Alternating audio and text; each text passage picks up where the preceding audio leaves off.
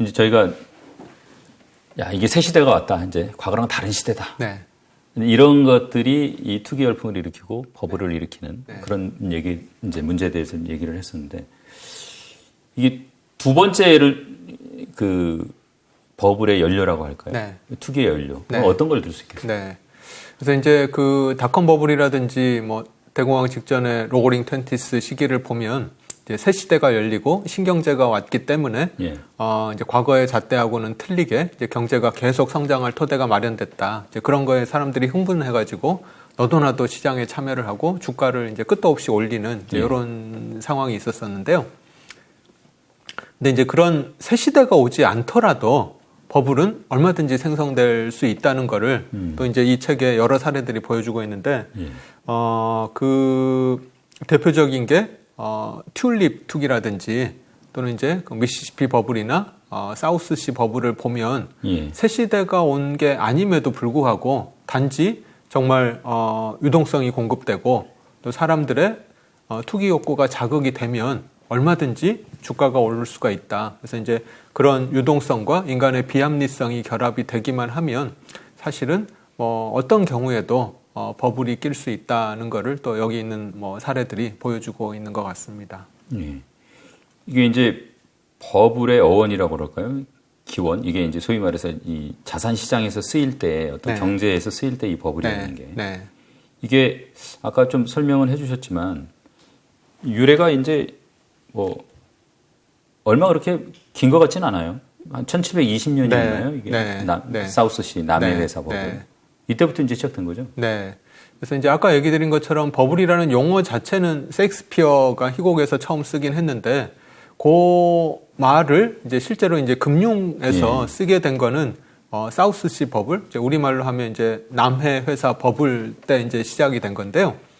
그 남해에서 버블을 이해를 하려면 미시시피 버블을 이해를 해야 되는데 이게 이제 비슷한 시기에 일어났습니다. 그 1920년대 미시시피 버블이랑 남해 버블이 이제 그 터졌었는데요. 그 미시시피 버블이 터진 게 프랑스에서 터진 거고 남해에서 버블이 영국에서 터졌는데요. 그 두 개가 이제 또 왜 그런 버블이 생성됐는지부터 왜 터졌는지까지가 다 좀 비슷한데 그 시기에 무슨 일이 있었냐면 그 스페인 왕위 계승 전쟁이 있었습니다. 이제 그게 그 당시에는 유럽에서 굉장히 큰 국제전이었었거든요. 영국, 프랑스, 합스부르크 제국, 그 다음에 스페인, 뭐 포르투갈 이렇게 유럽에 있는 모든 나라들이 다 참전해가지고 한 10년 넘게 굉장히 크게 오랫동안 지속됐던 전쟁이 그 스페인 왕위 계승 전쟁이었었는데요. 이제 그 전쟁이 끝나고 나서 모든 국가들한테 남는 게 결국은 어마어마한 부채가 남게 된 거죠. 돈을 엄청나게 썼겠네요. 네. 그래서 이제 프랑스도 그렇고 영국도 그렇고 이제 전쟁을 수행하느라고 어마어마하게 이제 국채를 발행해서 이제 빚더미에 이제 전쟁이 끝나고 나서 다들 빚더미에 올라앉게 됐는데 그래서 이제 이 빚을 도대체 어떻게 해결을 해야 될 것인가가 프랑스도 그렇고 영국도 그렇고 이제 국가의 가장 큰 이제 골칫거리였었습니다. 근데 이제 가장 문제가 심각했던 게 이제 프랑스가 가장 문제가 심각했는데요. 프랑스는 이제 그런 전쟁을 치르느라고 이제 뭐 빚더미에 앉은 것도 있는데 뭐 프랑스 왕이 이제 그때 루이 14세였는데 루이 14세가 그 베르사유 궁전 건설하고 굉장히 사치스럽게 살았다고 합니다. 그래서 이제 그렇게 이제 굉장히 많은 사치하고 뭐 전쟁 비용하고 이런 것들이 이제 겹치면서 굉장히 큰 이제 부채에 시달리고 있었는데 그 문제를 도대체 어떻게 해결해야 될 것인가 이렇게 고민하던 차에 존 로라는 사람이 나타나게 되는데 이 사람이 이제 해결책을 딱 제안을 하게 됩니다. 그래서 이제 당신네들이 이렇게 경제가 좀 힘든 이유는 통화 부족 때문이다. 이제 그 당시에는 이제 뭐 금이나 은이 이제 통화 수단으로 사용이 됐었는데 전쟁을 하느라고 이제 금하고 은을 계속 소진을 하다 보니까 통화 공급이 잘 안 돼서 경제가 활력이 없는 거다. 그래서 은행을 만들어 가지고 은행권을 발행을 해서 통화 공급량을 늘리면 경제가 활기를 되찾게 될 거다. 이렇게 제안을 했습니다. 그래서 이제 고 존노의 제안을 수용을 해가지고 그래서 이제 뱅크 제너럴이라고 이제 프랑스 어떻게 보면 국영은행을 설립을 해가지고요. 거기서 이제 화폐를 발행을 했는데 존노의 그 제안대로 정말 경제가 이제 살아나기 시작을 했습니다. 그리고 이제 사람들이 방크 제너럴에서 발행한 화폐에 대해서 이제 신뢰도도 이제 점점 커지게 되고 이렇게 경제가 활성화가 됐는데 거기까지만 이제 진행을 했으면 사실은 별 문제가 없었을 텐데 이제 존 로가 좀 더 욕심을 내 가지고 거기서 이제 한 발 더 나갔는데 어떤 단계로 나갔냐면 이제 미시시피 회사라는 걸 설립을 한 다음에 이 미시시피 회사가 주식을 발행하고 그 국가의 채권을 가지고 있는 사람들이 그 주식을 바꿀 수 있도록 그러니까 수합하는 거죠. 네. 하여튼 이제 그런 것들을 이제 사람들이 좋게 보고 너도 나도 이제 미시시피 회사의 주식으로 바꾸겠다라고 해가지고 이제 뭐 사람들이 밀려들면서 이제 주가가 굉장히 크게 올라갔었죠. 네. 그래서 이제 그런 일이 벌어지면서 실제로 이제 막 너도 나도 그 벼락부자들이 많이 생겨났는데요. 그래서 이제 백만장자라는 용어가 그 당시에 또 나왔다고 합니다. 뭐 벼락부자들이 그때 많이 생겨나가지고요. 그래서 이제 그렇게 처음에는 잘 진행되는 듯 하더니 결국은 이제 화폐가 굉장히 많이 발행이 되고 그 다음에 그 사람들이 그 미시시피라는 회사의 실체에 대해서 이제 조금씩 의문을 갖기 시작을 하면서 이제 결국은 거품이 꺼지고 이제 폭락을 하는 이제 그런 사태가 전개됐었던 거고요. 사우스시 버블은 이제 영국도 마찬가지 상황이었었는데 그 프랑스의 미시시피 회사의 상황을 지켜보면서 우리도 저렇게 하면 되겠구나라고 해서 영국에 있는 사우스시 회사의 관리자들이 우리가 그러면 영국 그 국채를 인수를 하고 그 대신에 주식을 발행을 해주겠다. 근데 이 사우스시는 미시시피 회사보다 오히려 실체가 좀 더 부실한 회사였었거든요. 그래서 이제 그 사우스시 회사에 이제 사람들이 투자를 할 수 있도록, 그러니까 그 국채를 사우스시 주식하고 이제 교환할 수 있도록 하려면 결국은 사람들한테 뭔가 이 회사의 주식을 사는 게 의미가 있다는 걸 보여줘야 되는데 그 보여주는 수단이 이제 언론을 통해 가지고 그 홍보를 하고 주가를 인위적으로 올리는 이제 주가 부양을 통해 가지고 이제 사람들을 끌어들였던 그런 상황이고요. 이제 그래서 이제 미시시피랑 마찬가지로 사우스시도 이제 처음에 잘 되는 듯 하더니 결국은 이제 버블로 끝나게 된 그런 상황이었던 것 같습니다. 이게 사실은 이제 책을 읽는 입장이니까 이게 상식적으로만 생각을 해봐도 이게 이 미시시피라든가 사우스시라는 회사가 돈을 계속 잘 벌고 그래서 주가가 정말 그 돈을 잘 벌기 때문에 계속 뭐 무한대로 오르면은 뭐 이런 구조가 지탱될지 모르겠지만 그게 아니면은 이게 지탱되기가 어려운데 그 이제 거품의 와중에 있는 사람들은 이걸 뭐 못 보는 건지 보고 무시하는 건지 모르겠지만 좀 이해는 참 안 되더라고요. 근데 그런 일들이 보니까 뭐 역사를 통틀어서 계속 반복이 됐어요. 근데 지금 보면 사실 이제 이게 말도 안 된다라고 생각을 하는데 사실은 지금도 저희들 투자자들을 보면 그때 못지않게 사람들의 행동을 예를 들면은 그 대선 때만 되면 대선 테마주라고 해서 뭐 대통령 후보하고 뭐 대학 동창이다 뭐 무슨 고향 동향이 같다 뭐 이러면은 뭐 그 주식에 막 사람들이 달려들어서 주식을 사잖아요. 그런 것들을 보면 사실 남해사나 그 미시시피에 투자했던 사람들이 지금 시대 사람들하고 뭐 전혀 다른 사람이 아니다라고 생각을 합니다. 아마 이게 이제 미시시피 버블이나 남해회사 버블 같은 경우에는 이게 일반인들이 뭐 그렇게 잘 아는 내용은 아닌 것 같아요.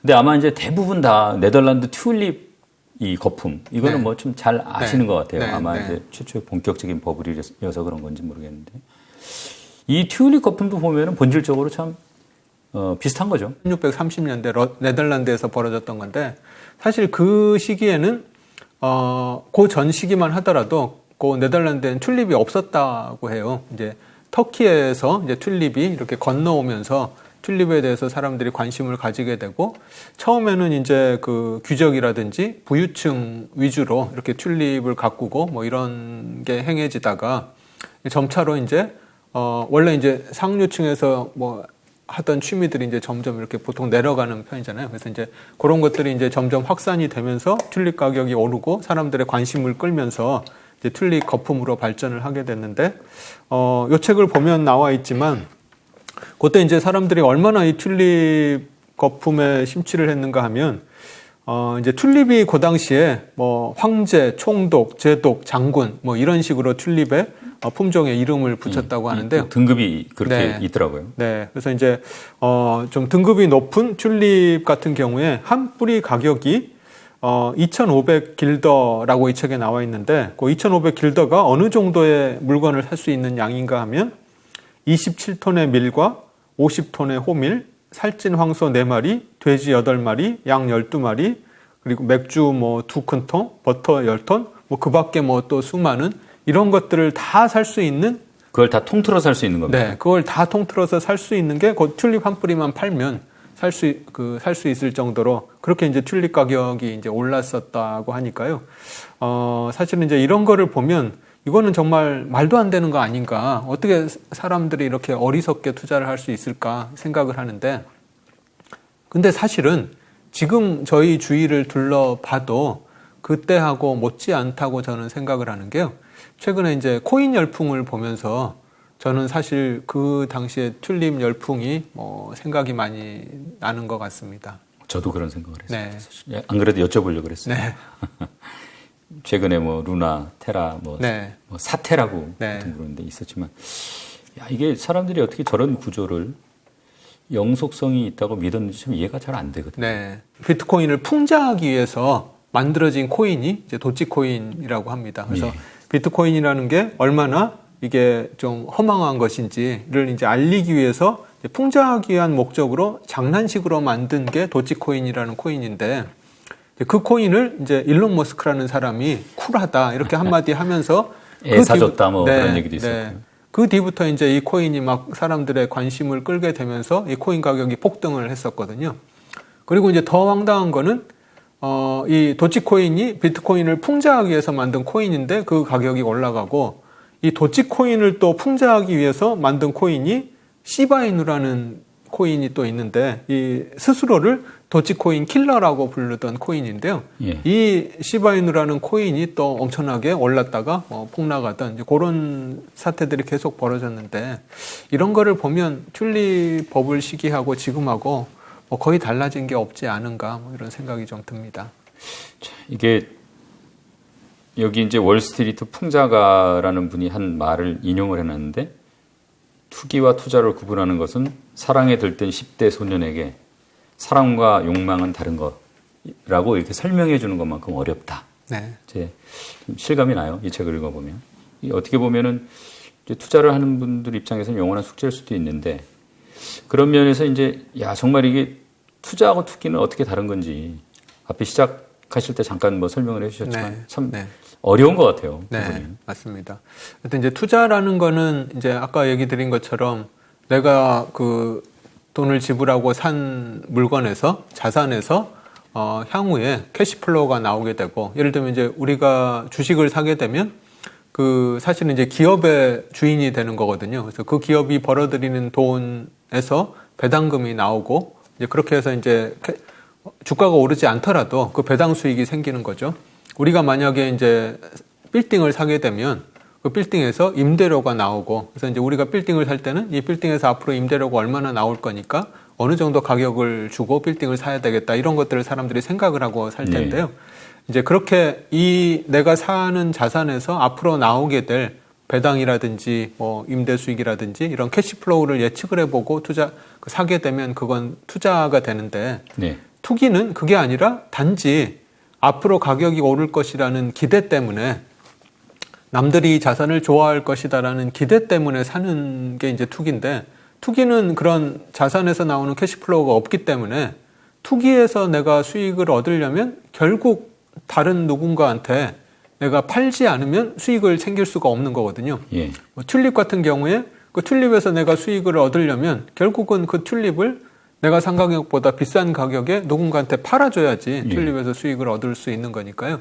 그래서 이제 보통 그런 거를 더 바보 이론이라고 하거든요. 나보다 더 바보를 찾아야지 수익을 낼 수 있는 그런 걸 이제 투기라고 하는데, 근데 이제 많은 사람들이 비트코인도 도치코인도 그렇고 뭐 과거의 튤립 투기도 그렇고 이렇게 아무런 캐시플로우가 없는 자산인 경우에도 많은 사람들이 유동성이 공급되고 그 자산의 가격이 오르는 모습을 보면 결국은 이제 그 자산을 너도나도 뛰어들어서 사게 되는 투기 열풍에 동참을 하게 되는 이제 그런 일들이 계속 반복이 되는 것 같아서 좀 그런 부분들이 좀 안타까운 것 같습니다. 어떻습니까? 이게 이렇게 반복이 된다는 건 뭐 어떻게 인간의 본성에 뭐 그런 특성이 있는 겁니까? 뭐 네.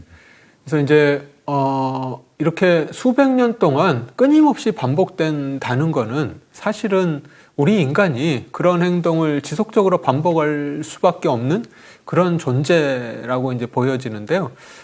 그 굉장히 유명한 그 사회 심리학 쪽의 실험이 하나 있는데요. 예. 그 1955년에 솔로몬 애쉬라는 사람이 동조 실험이라는 거를 했는데 지금 이 그림에 보이는 실험인가요? 네, 그 그림을 하나 준비를 했는데 이 그림에 보면은 그 이제 실험 참가자들이 한 7명 실험 참가자들이 이제 실험에 참가를 합니다. 예. 그래서 이 실험 참가자들한테 이제 어떤 문제를 내는가 하면 그 이제 옆에 있는 그 성분 이제 그림이 나오는데요. 한쪽은 이제 3개의 성분이 그려져 있고 또 하나가 이제 그 하나의 성분이 그려져 있는데 그 3개의 성분 중에서 왼쪽에 있는 성분하고 같은 길이의 성분을 찾는 게 이 동조 실험의 목적입니다. 그래서 이제 실제로는 그 그림에서 보시면 A, B, C 성분 중에서 실제로 C 성분하고 요 그림 성분의 크기가 같잖아요. 제가 C로 본 건 맞는 거죠? 네. 그런데 이제 앞에 사람들이 다 틀린 대답을 하는 겁니다. 예를 들면 B하고 같다 이렇게 대답을 앞에 사람들이 이제 계속 대답을 그러니까 하는 나머지 거죠. 6명은 짜고 할 수 있는 거네요. 네.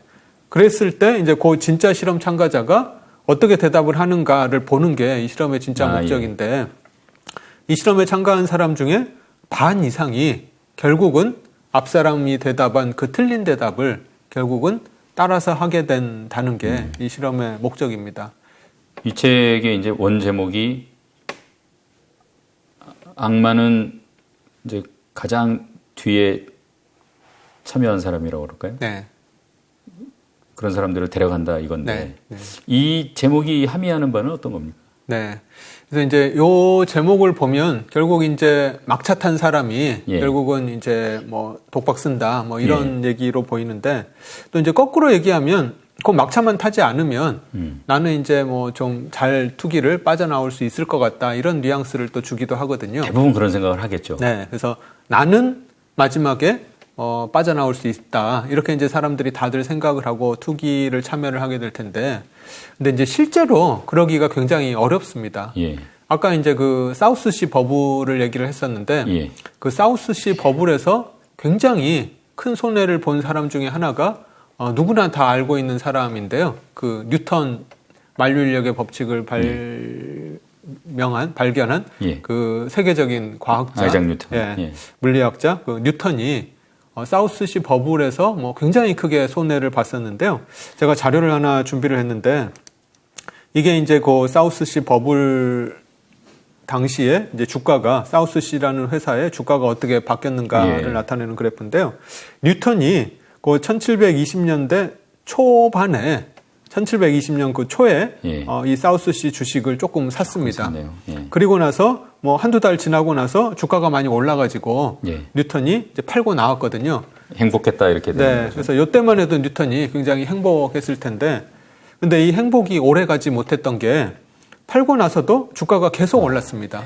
그래서 이제 처음에는 뭐 좀 배 아프지만 뭐 그냥 지켜보고 있었는데 그 이후로도 또 주가가 계속 오르는 모습을 보면서 또 이제 그 주식을 안 팔고 들고 있는 친구들은 계속 더 부자가 되는 모습을 보면서 결국 뉴턴이 참지 못하고 다시 사게 됩니다. 근데 이번에는 과거에는 조금 샀는데 이번에는 왕창 사게 되는 거죠. 자기가 가지고 있던 재산의 상당한 부분을 여기다 투자를 했는데 이제 투자를 하고 나서 처음에는 또 이제 주가가 올라가는 듯 보였는데 불과 얼마 못 가서 이제 폭락하기 시작하더니 결국은 몇 개월 안 가가지고 결국은 이제 뉴턴이 가지고 있는 재산을 거의 다 잃고 이렇게 빠져나왔거든요. 그래서 이제 많은 사람들이 나는 투기에 참여를 해가지고 버블이 꺼지기 직전에 빠져나올 수 있을 거다라고 생각을 하는데 사실은 그게 굉장히 어렵습니다. 그러니까 이 책의 뭐 교훈이라고 할까요? 네. 그렇다면 이제 투기에 휩쓸리지 않으려면 어떻게 해야 되냐? 네. 뭐 어떤 교훈을 줍니까? 그 돈의 심리학이라는 책이 있는데 거기서 이제 굉장히 뭐 재미있는 이야기를 했는데 투자 천재는 예. 어떤 사람이 투자 천재냐 하면 남들이 미쳐갈 때 평범한 일을 할 수 있는 사람이 투자 천재다라고 얘기를 했습니다. 그래서 이제 그 남들이 미쳐갈 때 거기서 이제 벗어나 있을 수 있는 능력. 근데 그게 사실은 굉장히 어렵습니다. 그게 이제 포모 증후군이라고 하는데 뭐 fear of missing out, 나만 뭐 뒤처질 것 같은 이제 그런 느낌 때문에 결국은 사람들이 막차를 타게 되는데요.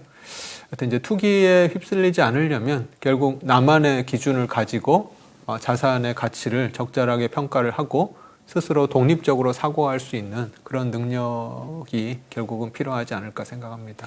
사실 이거 책 읽으면서 엉뚱한 생각 좀 해봤는데, 야, 이거 아까 이제 뭐 그게 어렵다고 말씀을 하셨지만, 이게 반복되는 이런 역사를 보면, 야, 내가 그냥 뭔가 이게 꿈이 태동을 해가지고 막 올라갈 때 좀 사서 적당히 그냥 중간에 팔면 확률상 이 버블이 터지기 전에 엑시트할 수 있는 거 아닌가? 뭐 이런 생각도 좀 하게 될 것 같아요, 사람이. 네, 맞습니다. 근데 이제 그게 지나고 나서 보면 굉장히 쉬워 보이거든요. 예. 지나고 나서 보면 굉장히 좋은데, 근데 이제 사실은 그 일이 진행되는 도중에는 이 버블이 얼마나 커질지를 아무도 알 수가 없거든요. 아까도 얘기 드렸듯이 그 닷컴 버블이 터지기 3년 전에 앨런 그린스펀이 버블을 경고했다고 했잖아요. 근데 경고하고 나서도 3년이 더 지났으니까 사실 버블이 얼마나 커질지는 사실 아무도 알 수가 없다는 게 이제 문제고요.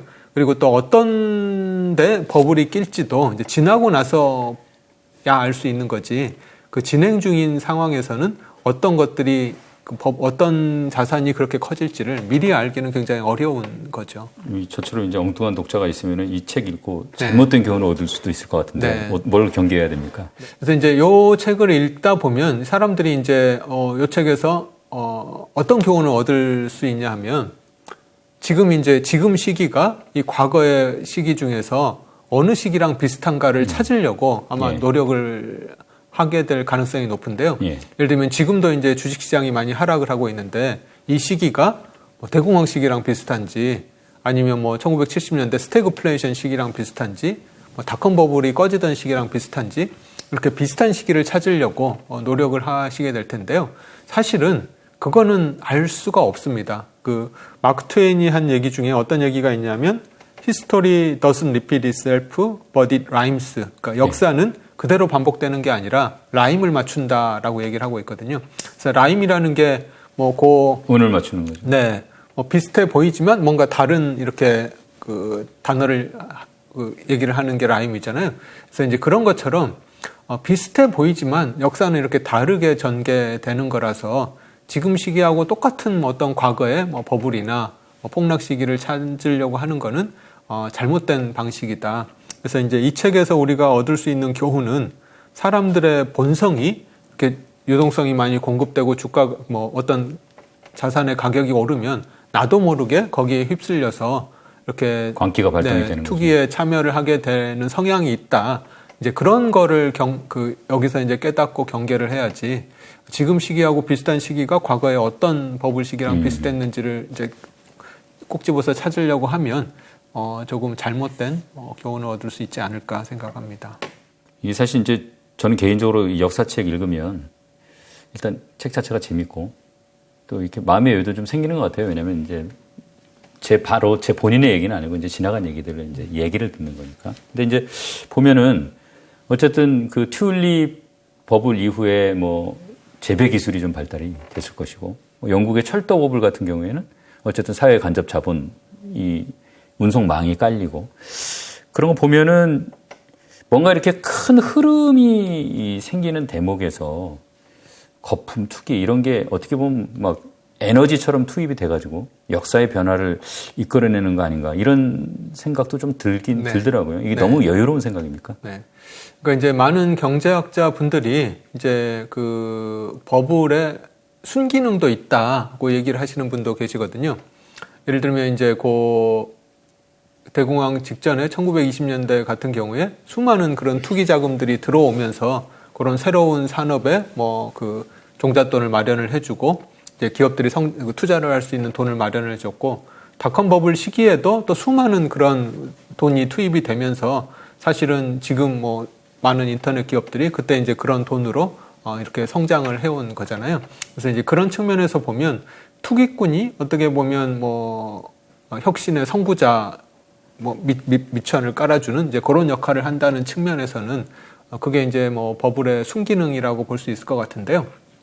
그거는 이제 전체 산업 측면에서 보면 그렇긴 한데 내가 그런 당사자가 되면 돈을 대고 싶지는 않은 거죠. 그래서 그런 물론 이제 버블 전체적으로 보면 그런 순기능이 물론 있긴 하지만 내가 그런 역할을 하고 싶지는 않은 거 아닌가 싶습니다.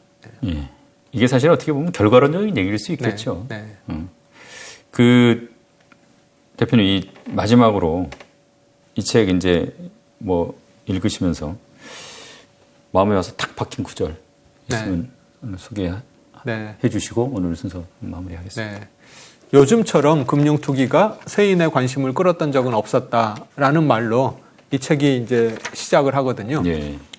근데 이 책이 지금 1999년에 출간이 됐는데 만약에 이 책을 2008년에 쓰거나 2020년에 썼더라도 똑같은 문장으로 책을 시작할 수 있지 않을까. 그러네요. 요즘처럼 금융투기가 세인의 관심을 끌었던 적은 없었다라는 이 문구가 언제 이 책을 쓰더라도 사실은 전혀 빗바라지 않은 글인 것 같아가지고요.